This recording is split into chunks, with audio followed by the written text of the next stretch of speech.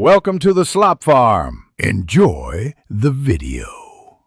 You start by signing into Gmail and heading straight to manage your Google account. This is where security controls live. Once in, select the Security tab and look for the Password section so you can make the change. Make sure your recovery phone or secondary email is accessible because Google may ask to verify it. This step ensures you can prove ownership quickly, and it prevents lockout after the update. Now move to confirm identity when prompted. Once done verifying identity with your current password or a two-step prompt, you'll see the Change Password screen. This is where you enter your new passphrase.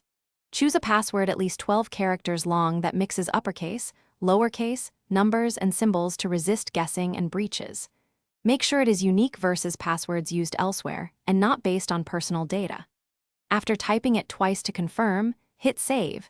This updates your account across Google services. After saving, sign out of any devices you don't trust and then sign back in to refresh sessions. This ensures all apps use the new password. Make sure you update your browser and password manager entries so autofill continues to work.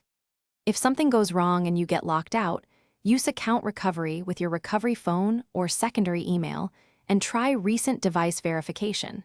This is the fastest path to regain access without losing data. Thanks for watching. Consider subscribing if we helped you today.